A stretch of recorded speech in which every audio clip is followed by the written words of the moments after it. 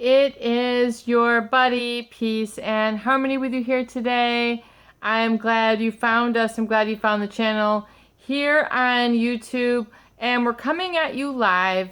We are registering on a forefront of understanding the role of the narcissist, understanding the dynamics, understanding the play that goes on between people when you're in a relationship with someone who is seemingly personality disordered, who maybe doesn't have all their stuff together, or they've got a lot of things going on with them, a lot of things going on for them, yet you find that there's something really sort of dividing you, causing you a rift, causing you problems, making mayhem, causing you to feel that what you eventually do is futile.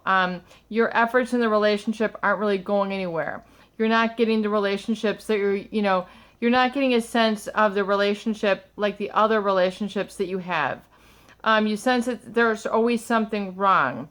And this really is a good way for you to understand really the role then of a relationship with a golden child.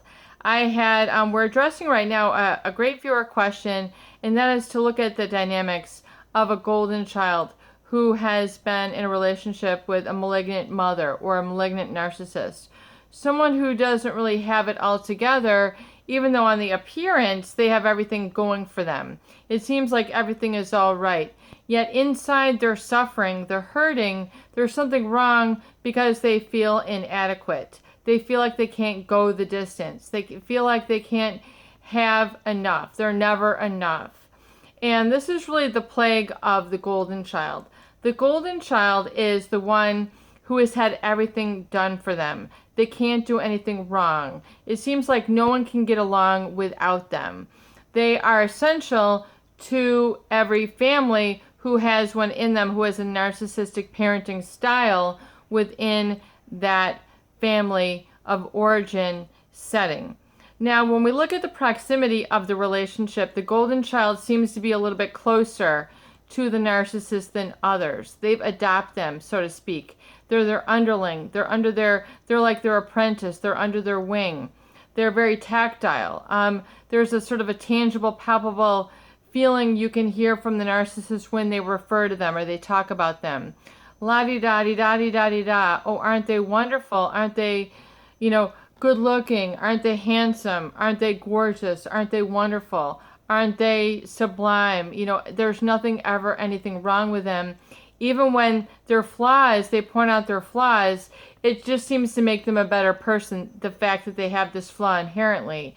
Because look at them now, but the golden child is really hurting inside.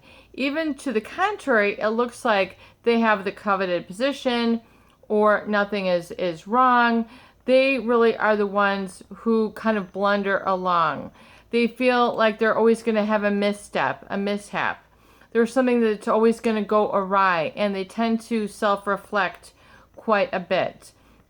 They self-reflect and tend to wonder, if anything is going to go wrong because the other relationships don't mimic or mirror oftentimes this relationship that they've had for a long time. They've had this, going with them for really eons or years, or as long as they've known themselves. Especially when you look at a parent in the parenting style, the golden child is always where it's at. They are the center of attention. They're the center of everything.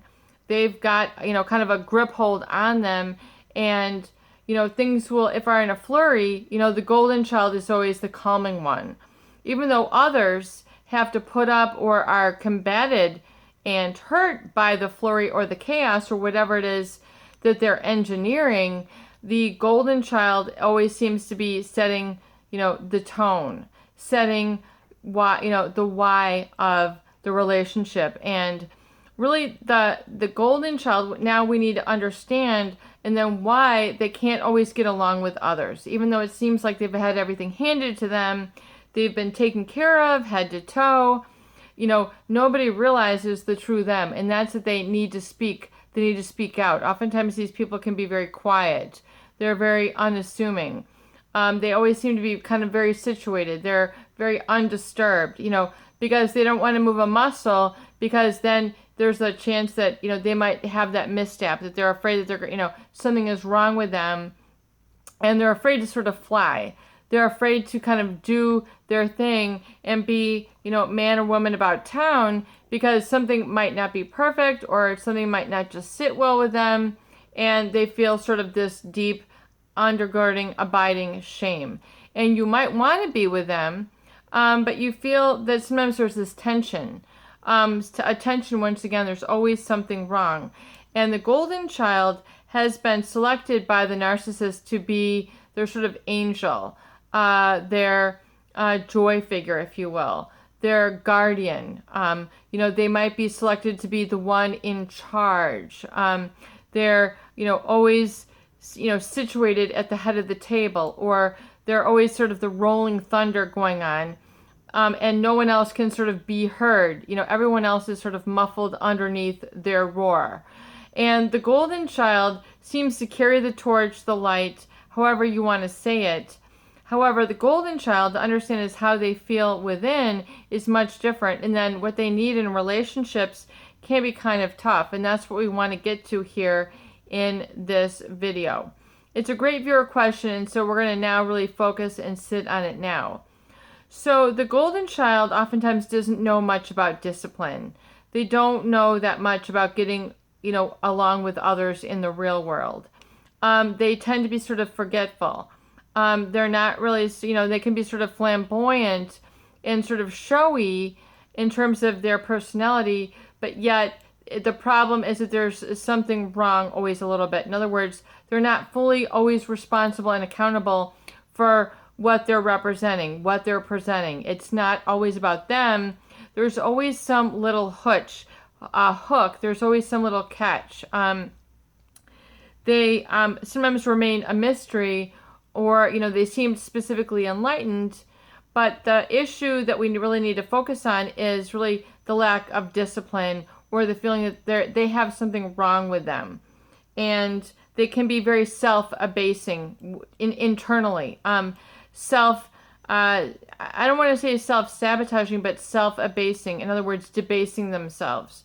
It's a very core sort of congenial, that they always are, they're very congenial. They're always sort of very polite and very, all about their manners and things, but, they really need, they always feel like they need a swift kicking, a swift boot, that they will, just to keep them sort of in line. In other words, these people might be then surrounding themselves with others who are equally abusive. So in other words, an external person who's then giving them the punishment or the fare thee well of balance that they feel that they need to kind of get to their core open.